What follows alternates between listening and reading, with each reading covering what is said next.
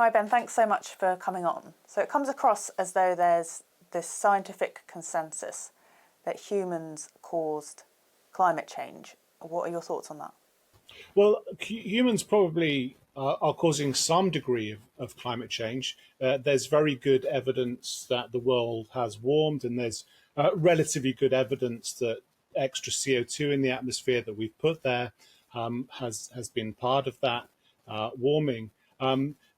Climate change is in a different category to global warming, though, and I would suggest that much of what people understand as climate change doesn't have much evidence underpinning it. So there might be more heat waves. We can accept that as a result of a warmer planet. That seems to be an inevitable consequence of everything getting warmer. But for example, we're not seeing more storms, and we're not necessarily seeing even more droughts and more floods and things of that kind. So the evidence is somewhat conflicted about whether there has been more climate change as a result of global warming. And what about the current reporting we've seen on extreme weather events and the wildfires in Greece? So if that's not related to climate change, what can our viewers make of that? Well, heat waves have always happened, and wildfires have always happened.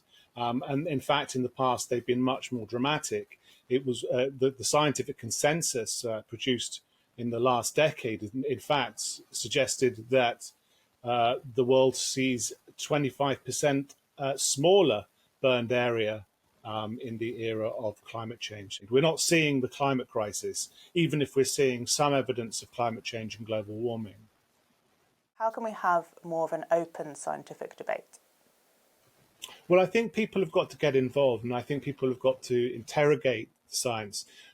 Unfortunately, people sort of have a tendency to want to be able to depend on institutional science and universities for these things for the understanding about how the world works and what's going on. But it does seem to be that a lot of these stories have been wildly exaggerated for political reasons, and so it's going to take the public getting involved to put democracy back at the centre of policy making. And I think we're beginning to see this. I think we're beginning to see in the by-election in Uxbridge recently, and in general, social media, people are beginning to express a very different view about mainstream science and mainstream political opinions, and beginning to put together a serious challenge to what for too long has been